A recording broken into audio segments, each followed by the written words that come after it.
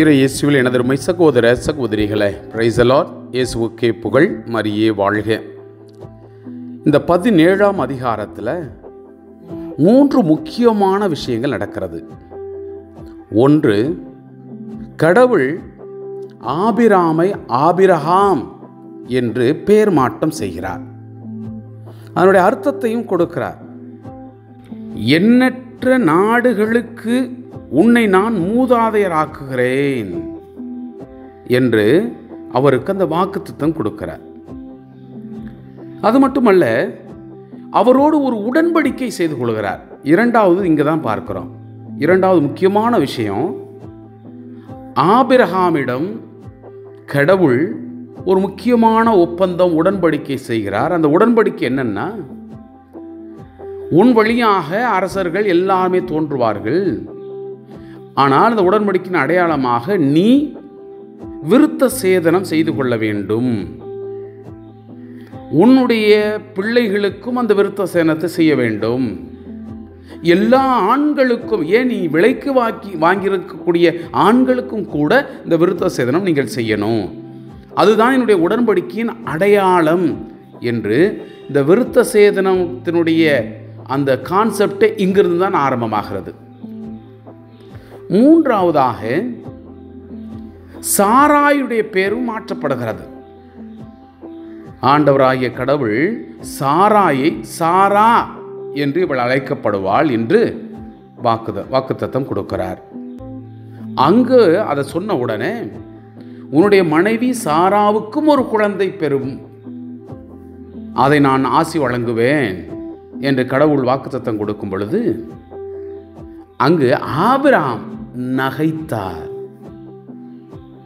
ஏனெனில் எனக்கோ 99 வயது, என் சாரா 90 வயதில் அவர் குழந்தை பெறப்போகிறார் என்று ஒரு நகைப்பை உண்டு பண்ணுகிறார். ஆனாலும் கடவுள் அவருக்கு மறுபடியும் வலியுறுத்துகிறார். நான் சாரா வழியாக உன்னை ஆசி வழங்குவேன், ஒரு மகனை பெற்றெடுக்க செய்வேன், அவனுக்கு ஈசாக்கு என்று பெயரிடுவாய் என்று வாக்குத்தத்தம் கொடுப்பதை இந்த அதிகாரத்தில் பார்க்கிறோம். ஆபிரகாமுக்கும் சாராவுக்கும் கடவுள் கொடுத்த வாக்குத்தத்தத்தின்படி உண்மைத்துவமாக இருந்தது போல நம்முடைய வாழ்க்கையிலும் கடவுள் நமக்கு உண்மையாகவே இருக்கிறார். அதை நாம் உணர்ந்தவர்களாக இதோ இந்த அதிகாரத்துக்கு செவிமடுப்போம்.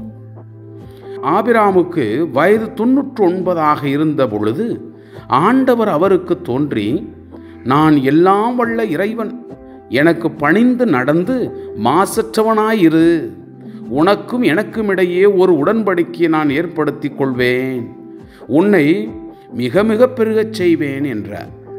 அப்பொழுது ஆபிரகாம் பணிந்து வணங்க கடவுள் அவரிடம் கூறியது, உன்னுடன் நான் செய்து கொள்ளும் உடன்படிக்கை இதுவே, எண்ணற்ற நாடுகளுக்கு நீ தந்தையாவாய், இனி உன் பெயர் ஆபிராம் அன்று ஆபிரகாம் என்ற பெயரால் நீ அழைக்கப்படுவாய். ஏனெனில் எண்ணற்ற நாடுகளுக்கு உன்னை நான் மூதாதையராக்குகிறேன், மிக பெருமளவில் உன்னை பழுகச் செய்வேன், உன்னிடமிருந்து நாடுகளை உண்டாக்குவேன், உன்னிடமிருந்து அரசர்கள் தோன்றுவர், தலைமுறை தலைமுறையாக உன்னுடனும் உனக்கு பின் வரும் உன் வழிமரபினருடனும் என்றுமுள்ள உடன்படிக்கையை நான் நிலைநாட்டுவேன். இதனால் உனக்கும் உனக்கு பின் வரும் உன் வழிமரபினருக்கும் நான் கடவுளாக இருப்பேன்.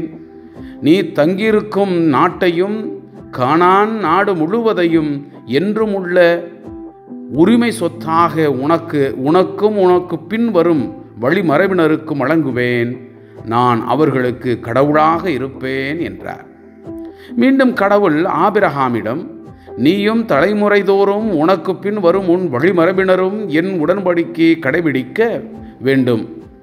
நீர் கடைபிடிக்குமாறு உன்னோடு உனக்கு பின் வரும் உன் வழிமரபினரோடும் நான் செய்து கொள்ளும் உடன்படிக்கை இதுவே. உங்களுள் ஒவ்வொரு ஆணும் விருத்த சேதனம் செய்து கொள்ள வேண்டும், உங்கள் உடலில் விருத்த சேதனம் செய்து கொள்ள வேண்டும். இதுவே உங்களுக்கும் எனக்கும் இடையே உள்ள உடன்படிக்கையின் அடையாளம். தலைமுறை தலைமுறையாக 8 நாள் ஆன உங்கள் ஆண் குழந்தை ஒவ்வொருவருக்கும் நீங்கள் விருத்த சேதனம் செய்ய வேண்டும். அக்குழந்தை வீட்டில் பிறந்தாலும் உன் வழிமரபை சாராமல் வேற்றினத்தாரிடமிருந்து விலைக்கு வாங்கப்பட்டிருந்தாலும் அப்படியே செய்ய வேண்டும். உன் வீட்டில் பிறந்த குழந்தைக்கும் விலைக்கு வாங்கியதற்கும் கண்டிப்பாக விருத்த சேதனம் செய்ய வேண்டும். இவ்வாறு என் உடன்படிக்கை உன் உடலில் என்றும் உள்ள உடன்படிக்கையாக இருக்கும். தன் உடலில் விருத்த சேதனம் செய்யப்படாத எந்த ஆண்மகனும் என் உடன்படிக்கையை மீறியதால் தன் இனத்தாரிடமிருந்து விலக்கப்படுவான் என்றார். பின்பு கடவுள் ஆபிரகாமிடம், உன் மனைவியை சாராய் என அழைக்காதே, இனி சாரா என்பதே அவள் பெயர். அவளுக்கு ஆசி வழங்குவேன். அவள் வழியாக உனக்கு ஒரு மகனையும் தருவேன். அவளுக்கு நான் ஆசி வழங்க அவள் வழியாக நாடுகள் தோன்றும். மக்களினங்களுக்கு அரசர்களும் அவர்களிடமிருந்து உதிப்பார் என்றார். ஆபிரகாம் தாழ்பணிந்து வணங்கி நகைத்து, 100 வயதிலா எனக்கு குழந்தை பிறக்கும்? 90 வயது சாராவா குழந்தை பெறப்போகிறாள் என்று தமக்குள் சொல்லிக் கொண்டார். ஆபிரகாம் கடவுளிடம், உன் திருமண் இஸ்மாயில் வாழ்ந்தாலே போதும் என்றார்.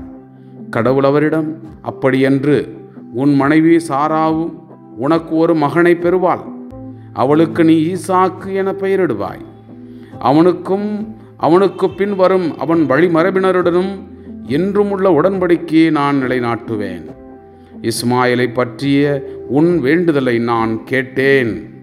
அவனுக்கு ஆசி வழங்கி அவனை மிக பெருமளவில் பழுகி பெருகச் செய்வேன். 12 இளவரசர்களுக்கு அவன் தந்தையாவான். அவனிடமிருந்து ஒரு பெரிய நாடு தோன்றும். ஆனால் சாரா உனக்கு அடுத்த ஆண்டு இதே காலத்தில் பெறப்போகும் ஈசாக்கிடம் என் உடன்படிக்கையை நிலைநாட்டுவேன் என்றார். அவருடன் பேசி முடித்த பின் கடவுள் ஆபிரகாமை விட்டு சென்றார். பின் ஆபிரகாம் தம் மகன் இஸ்மாயிலுக்கும் தம் வீட்டில் பிறந்த எல்லாருக்கும், தாம் விலைக்கு வாங்கிய எல்லாருக்கும், அதாவது தம் வீட்டில் இருந்த ஒவ்வொரு ஆணுக்கும் கடவுள் தமக்கு கூறியபடியே அதே நாளில் அவர்கள் உடலில் விருத்த சேதனம் செய்தார். ஆபிரகாமுக்கு அவர் உடலில் விருத்த சேதனம் செய்யப்பட்ட பொழுது அவருக்கு வயது 99. அவர் மகன் இஸ்மாயிலுக்கு அவன் உடலில் விருத்த சேதனம் செய்யப்பட்ட பொழுது அவனுக்கு வயது 13. ஆபிரகாமுக்கும் அவர் மகன் இஸ்மாயிலுக்கும் ஒரே நாளில் விருத்த சேதனம் செய்யப்பட்டது. அவருக்கு செய்யப்பட்டது போல அவர் வீட்டில் பிறந்தவர்கள், வேற்றினத்தாரிடமிருந்து அவர் விலைக்கு வாங்கியவர்கள் ஆகிய எல்லா ஆண்களுக்கும் விருத்த சேதனம் செய்யப்பட்டது. Praise the Lord. இயேசுவுக்கே புகழ். மரியே வாழ்க.